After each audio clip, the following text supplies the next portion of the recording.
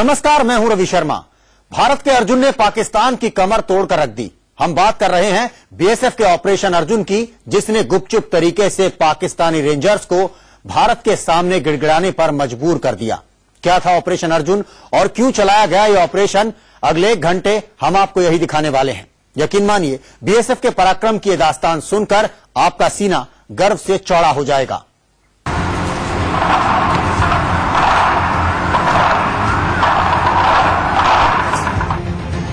अर्जुन ने मारा तो रोया पाकिस्तान।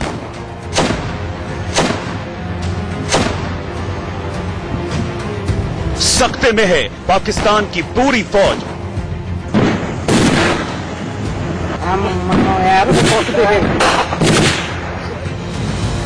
सदमे में है पाकिस्तान के हुक्मरान।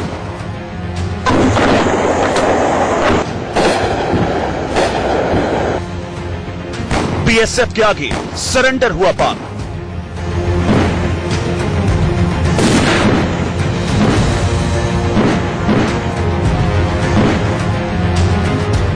पाकिस्तान बोला, अर्जुन से बचा लो।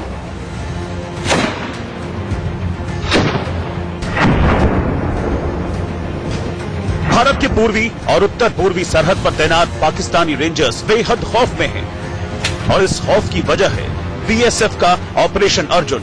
ऑपरेशन अर्जुन ने पाकिस्तानी रेंजर्स को ऐसा सबक सिखाया है कि पाकिस्तानी फौज अब तक सुबक रही है। दरअसल पाकिस्तान लंबे समय से सीज फायर का उल्लंघन कर भारत के सरहदी इलाकों में रहने वाले सिविलियन नागरिकों को निशाना बना रहा था।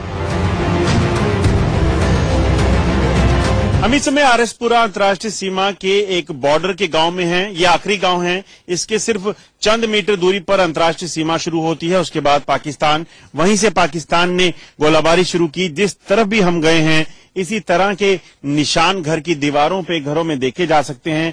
लगभग 2 से 3 इंच मोटे सुराख जो हैं दीवारों पे, कंक्रीट की दीवारों पे वो हो चुके हैं और यही हाल जो है लगभग हर जगह बना हुआ है। ये दीवारों के निशान अपने आप में वो खौफ, वो दर्द भरा मंजर बयां कर रहे हैं जो पाकिस्तान की गोलाबारी के बाद होता है।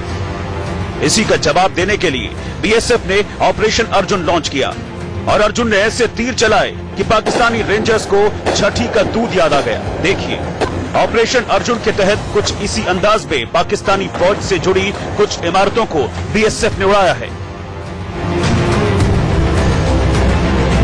सूत्रों का दावा है कि ऑपरेशन अर्जुन में पाकिस्तान में भारी तबाही हुई है।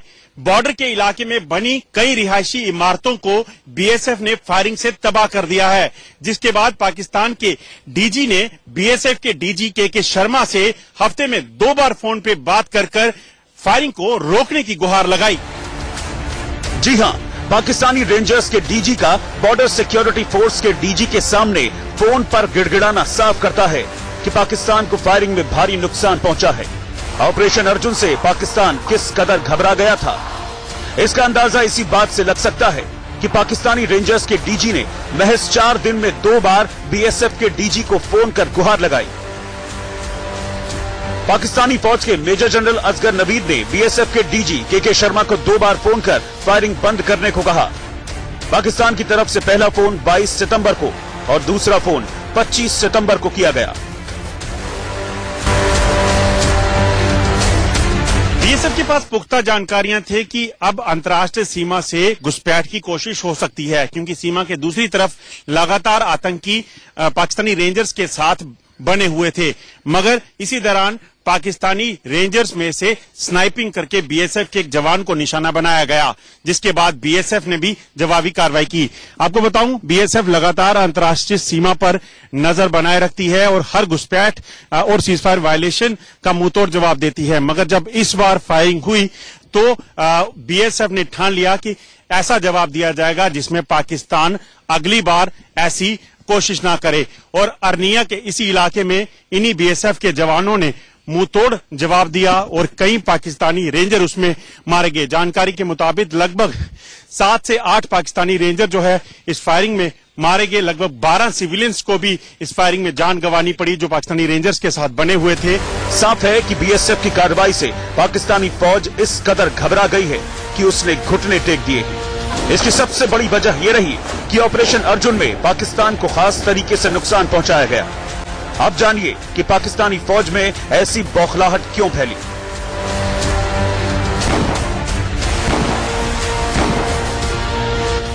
दरअसल पाकिस्तानी फौज के अफसर और रिटायर्ड अफसरों ने सरहद के आसपास की जमीनों को खरीदकर उन पर फार्म हाउस और कोठियां बना रखी हैं।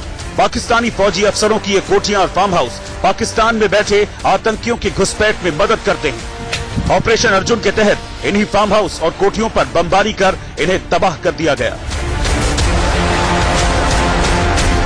हम इस समय बीएसएफ के उन्हीं जांबाज जवानों के साथ हैं जिन्होंने लगातार पाकिस्तान को मुंहतोड़ जवाब देकर अपनी पोस्टों से भागने को मजबूर कर दिया। आप देखेंगे पूरी मुस्तैदी से खड़े ये जवान 24 घंटे दिन रात इसी तरह से चौकस रहते हैं।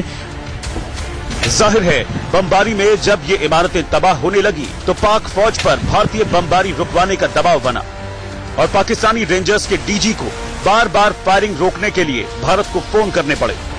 दरअसल ये इमारतें पाकिस्तानी फौज के लिए सरहद पर डिफेंस की चौथी लेयर भी थी। इसीलिए जब ये लेयर तबाह होने लगी तो पाकिस्तान की हालत पतली होने लगी। सबसे पहले तो आप देख सकते हैं कि सरहद पर पाक फौज मौजूद होती है। इसके बाद पाकिस्तान की बैट टीमें यानी बॉर्डर एक्शन टीमें तैनात रहती हैं। इन टीमों में फौजियों के अलावा आतंकी भी होते हैं। इसके बाद आतंकियों की लेयर होती है जो बाकायदा ट्रेनिंग कैंपों में मौजूद रहते हैं।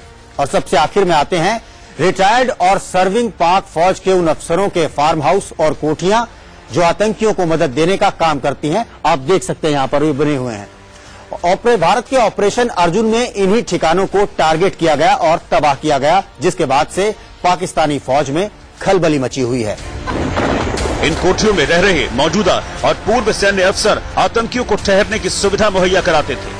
पाक फौज के अफसरों ने बड़ी तादाद में सरहदी इलाकों में जमीन खरीदकर ऐसे फार्म हाउस और कोठियां बना रखी हैं। जानकारों की माने तो सरहदी इलाके में जमीन खरीदने के पीछे एक वजह चीन का सीपैक प्रोजेक्ट भी है, जिसके तहत पाकिस्तान में हाईवे गुजरना है और जिसके बाद इन जमीनों की कीमत में आग लगना तय है।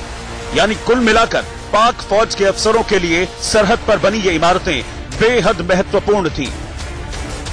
और जब ऑपरेशन अर्जुन के तहत उन्हें तबाह किया गया तो पाकिस्तान त्राहिमाम कर उठा। Ajay Jandyal, Jammu, India News. फिलहाल वक्त एक छोटे से ब्रेक का, लेकिन एक खास पेशकश जारी है। आप बने रहिए हमारे साथ।